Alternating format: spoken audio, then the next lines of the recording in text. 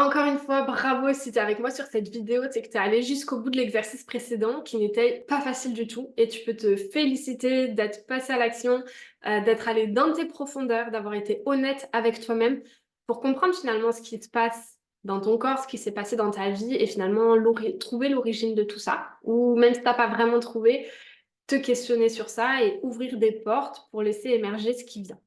On continue notre chemin ensemble pour que tu puisses, à la fin de ce temps passé toutes les deux, brandir le drapeau de la paix à ton corps et en faire ton équipier pour atteindre ton poids d'équilibre. Et c'est là où tu pourras manger du coup tout ce que tu aimes sans grossir et grâce à l'autorégulation. Donc dans cette vidéo, je t'explique pourquoi tu craques sur le Nutella et les chips et pourquoi ton poids fait le yo-yo. Je te parle du cercle bien vicieux qui entraîne très souvent sur les troubles du comportement alimentaire, les TCA, après, du coup, les régimes ou les restrictions. Et si tu te reconnais dans ce cercle vicieux, je te donnerai les vrais conseils pour t'en sortir. Et pas les fais plus d'efforts et plus de volonté, appelle une amie, machin chewing-gum. Donc, les vendeurs de régime, ils te peignent un tableau bien beau. En gros, restreins-toi, fais du sport, contrôle, sois forte et tu verras ton poids tomber sur la balance. Et en bonus, tu te sentiras belle et tu auras une vie parfaite. Et en fait, ce qu'ils te disent pas, derrière tout ça, c'est les conséquences désastreuses que ces restrictions ont sur ton corps, sur ton cœur et sur ton mental. Donc, on va commencer par les restrictions. Il a été démontré par les études scientifiques que les régimes, et ici est entendu toute forme de contrôle alimentaire, quel que soit le type de régime ou de restriction, ont un taux d'échec allant de 80 à 95%. Ça veut dire que 8 à 9 personnes sur 10 qui font un régime reprennent leur poids de début de régime dans les 1 an à 5 ans après le régime. Et certaines récupèrent en plus des kilos bonus et arrivent à un poids plus élevé qu'au début du régime. T'imagines? Ça a été prouvé que les régimes ne fonctionnent pas, qu'on ne peut pas perdre du poids sur le long terme avec les régimes. Et pourquoi est-ce que ça ne fonctionne pas? Ça a été prouvé que neuroscientifiquement parlant et cognitivement parlant, donc au niveau du cerveau, c'est impossible de tenir un régime dans la durée. Ton cerveau, à force de trop contrôler, tout calculer, etc., il craque et tu perds le contrôle. Ton cerveau, il ne peut pas suivre autant de contrôle que de la restriction alimentaire quotidienne et tous les jours et toutes les heures. Donc, quand tu craques, souviens-toi que c'est pas un manque de volonté, comme tu peux le voir dans la diète culture ou tes proches ou certains pros qui peuvent te le dire, mais en fait, c'est la conséquence d'un excès de contrôle. Et c'est justement car tu as beaucoup de volonté que tu craques. C'est parce que tu as beaucoup de volonté que tu perds le contrôle.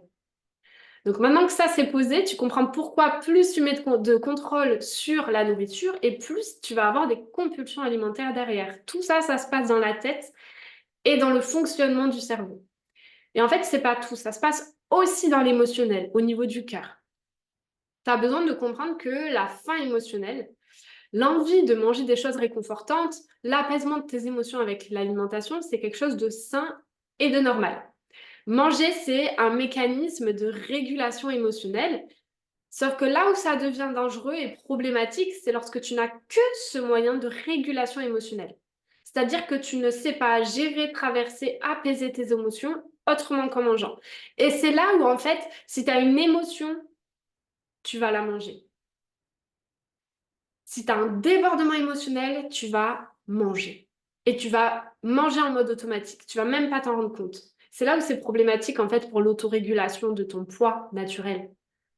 Parce que quand tu as ce comportement automatique de faim émotionnelle, mais c'est plus que de la faim émotionnelle, c'est de l'anesthésie des émotions, c'est une stratégie d'évitement de ce que tu es en train de vivre, ça met l'autorégulation en péril. Est-ce que tu te reconnais du coup dans ça? Dans quand j'ai une émotion, qu'elle soit agréable ou désagréable, je craque. Quand je suis énervée, je mange. Quand je suis stressée, je mange. Ceci étant dit, on va revenir aux restrictions. Quand tu as un plan alimentaire, quand tu suis des règles à suivre, genre manger à telle heure, pas grignoter, pas de dessert ce midi, pas trop de cale, en fait, tu t'empêches de vivre cette régulation émotionnelle par l'alimentation. Et cette régulation-là, elle est tellement importante pour l'autorégulation de ton poids et de ta faim. manger pour te faire plaisir, c'est indispensable pour l'autorégulation de ton poids et de ta faim. Sauf que quand tu suis un régime, eh ben, il n'y a plus de plaisir ou quasiment plus dans tes assiettes. Et au-delà de ça, il n'y a plus d'espace dans ta vie, il n'y a plus de moments dans tes journées où tu peux manger pour te faire plaisir, pour t'apaiser ou pour répondre aux besoins de ton cœur et le goût sur les papilles, les odeurs qui te font plaisir. Et si jamais tu t'autorises ça, en fait, tu vas culpabiliser parce que tu n'as pas respecté les règles de ton régime, que tu manques de volonté ou que tu crois que ça va te faire grossir et que c'est un écart. Et du coup, tu vas lutter contre ton corps et tu empêches l'autorégulation naturelle de ton poids et de ta faim de se faire. Donc, comme tu ne réponds pas aux besoins de cette émotion, ni en mangeant, ni par d'autres stratégies, parce que tu ne sais pas traverser tes émotions autrement qu'en mangeant, ben, tes émotions, elles restent là, elles s'amplifient, elles deviennent ultra intenses et ça fait la cocotte minute qui explose. Tu craques, tu cries peut-être sur tes proches ou bien tu pleures et tu fonds en larmes et tu vas te réfugier dans les placards pour manger la tablette de chocolat en entière alors que peut-être que si tu t'étais autorisé à manger un carré quand c'était l'heure, enfin quand tu ressentais l'envie, eh ben ça t'aurait suffi. Comment ça résonne tout ce que je te dis là? Note sur le carnet, peut-être fais une petite pause là dans la vidéo et note tes prises de conscience, note là où tu te reconnais, note ce que tu es en train d'apprendre sur ton fonctionnement. Donc, on a vu que plus tu te restreins, plus tu perds le contrôle et ta gestion émotionnelle, elle devient chaotique. Et ça te fait encore plus craquer. Ce que j'ai oublié de te dire aussi, c'est que dès que tu te restreins et dès que tu te prives d'aliments, ton cerveau, il va faire une obsession dessus. Il va avoir peur de manquer, peur d'avoir faim, envie de franchir l'interdit. Tu vois, comme les enfants, tu leur interdis un truc, boum, ils vont y aller. Et en fait, tu commences à voir les boulangeries dans la rue quand tu passes, alors qu'avant, tu ne faisais pas du tout attention. Tu remarques que toute ta vie commence à tourner autour de la nourriture. Tu prends tes décisions en fonction des repas, en fonction de ce que tu vas manger. Tu penses H24, tu te lèves la nuit pour aller, parce que tu as envie d'aller manger, grignoter. Tu anticipes tout, tu contrôles tout, tu calcules, tu stresses. Vraiment, c'est un enfer mental parce que tu deviens obsédé. Ta vie tourne autour de ça. Et dès que ça se passe pas comme prévu, parce que tu craques ou parce que tu manges trop, bah, tu vas culpabiliser derrière. Et tu sais, cette voix dans ta tête qui te dit que t'es nul, que t'es une bonne à rien, que t'as pas à t'étonner du poids sur la balance ensuite, que tu te laisses aller, que t'aurais pas dû, que t'as trop mangé, que t'es pas assez forte, que tu mérites pas les bonnes choses vu comment t'arrives pas à te maîtriser. Pourtant, c'est pas si compliqué de se retenir. Toute cette culpabilité, c'est ton poison mental. Et tant qu'elle est là, tu pourras pas avancer. Tu as vraiment besoin de t'en libérer, de traiter tes pensées, d'apaiser toutes les peurs qu'il y a derrière la culpabilité pour pouvoir avancer et libérer ta relation à l'alimentation et à ton corps. Pourquoi c'est ultra important de te défaire de la culpabilité quand tu manges? Deux possibilités.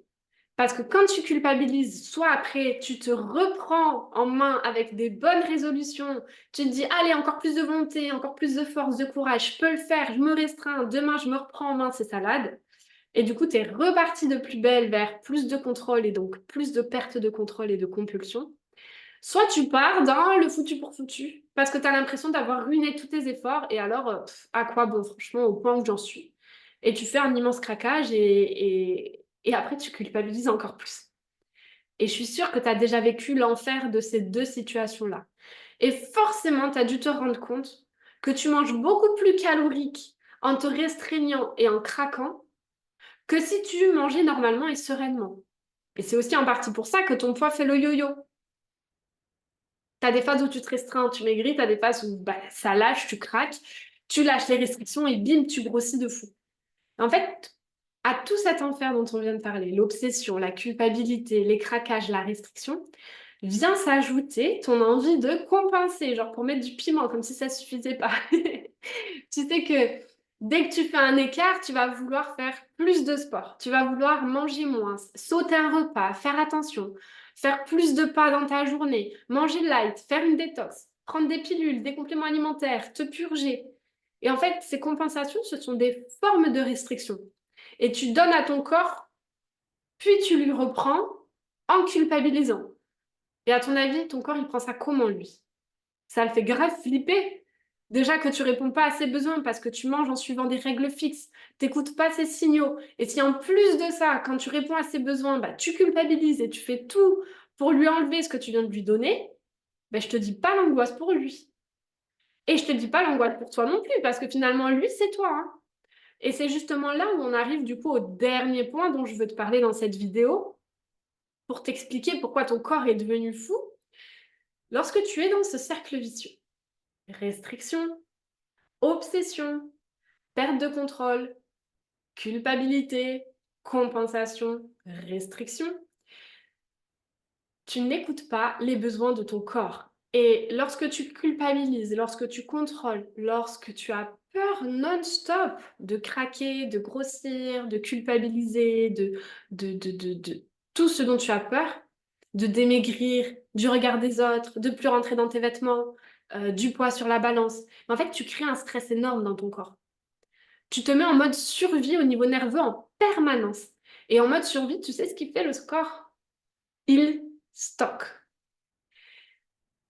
Et au-delà de ça, le stress, en plus de stocker, il va te donner des envies de gras et de sucré. Donc en fait, ça ne fait que empirer le cercle vicieux des fringales de chocolat ou de fromage que tu as et ce poids yo-yo. Donc, est-ce que tu commences à réaliser ce dans quoi les régimes te mettent, dans cet enfer dont tu as l'impression de rester prisonnière à vie, dans cette lutte permanente contre tes envies et contre les besoins de ton corps? Et en fait, tu te sens bloqué. Je suis sûre que là, tu te dis, ouais, mais alors comment je fais pour m'en sortir de ce truc? Parce que, en fait, si tu lâches les restrictions, tu as l'impression de faire un immense craquage sur le gras, le sucré et tu prends du poids à vue d'œil. Si tu arrêtes de culpabiliser et que tu manges de tout, idem, tu as peur de grossir et de manger des choses qui font prendre du gras. Si tu arrêtes de compenser par le sport ou par toute autre méthode de compensation, ben, tu as peur de grossir, de devenir mollassonne, dans un corps tout gras et tu as l'impression de te laisser aller. En fait, tu as l'impression que tu tournes en rond et que c'est sans issue. Et surtout, tu as ton poids, lui, qui fait le yo-yo. Tu lâches les restrictions, il grimpe à fond. Tu te remets à contrôler, il descend à fond. Et en fait, avec le temps, tu te rends compte peut-être qu'il descend de moins en moins vite, voire qu'il descend plus du tout. Et en fait, je vais t'expliquer pourquoi. Parce que avec ces restrictions et avec ce yo-yo et ce comportement alimentaire-là que tu as, ton corps, il se met en mode survie, il a peur de manquer, il se dit c'est quand la prochaine famine? Et il va se mettre à lutter contre ses pertes de poids. Parce que ça le fait flipper. Il va tout faire pour garder son gras, voire en stocker davantage en prévision que ça recommence. Et du coup, ton métabolisme, il se met à ralentir. Il se met à te donner de la fatigue, des ballonnements, des problèmes de transit, de l'irritabilité. Tout le temps faim, tu perds ta satiété. Et ton corps, il va se modifier de l'intérieur pour te forcer à penser à la nourriture, à te faire craquer, perdre encore plus ta volonté, manger des choses caloriques, donc surtout du sucre et du gras. Il va s'économiser l'énergie, donc voilà, tu auras moins d'énergie, tu vas avoir moins de joie dans ta vie. C'est pas pour rien que les TCA peuvent déboucher sur de la dépression. Tout est lié en fait. Et du coup, je voulais te parler d'un dernier point avant de te laisser réfléchir à l'impact de ce cercle vicieux dans ta vie, au fur et à mesure des régimes et des échecs. Parce que je te rappelle que tous les régimes échouent. Ton estime de toi, est-ce qu'elle a augmenté ou est-ce qu'elle a baissé considérablement? La vision que tu as de ton corps, est-ce qu'elle s'est améliorée ou est-ce qu'elle s'est empirée? Est-ce que tu t'es sentie de plus en plus grosse, de plus en plus moche et que tu as perdu de plus en plus toute confiance en ta capacité à réussir à te sortir de cet enfer-là pour te sentir bien dans ton corps? Souvent, tu te détestes de plus en plus, tu as envie de te cacher, de ne pas te montrer, tu te caches à la plage, tu veux même plus te montrer à ton chéri, tu as honte de toi, tu as honte de ton corps, tu es apeuré du regard que les autres peuvent porter sur ce que tu manges, ce que tu portes comme vêtements, sur le sport que tu fais ou ce que tu ne fais pas, sur ton attitude. Et en fait, je pense que ça, c'est vraiment la pire conséquence des régimes. C'est l'estime de toi et ta confiance en toi qui tombent, mais genre dans les abîmes de la terre. Et c'est pas pour rien, comme je te le disais, que beaucoup de TCA débouchent sur de la dépression.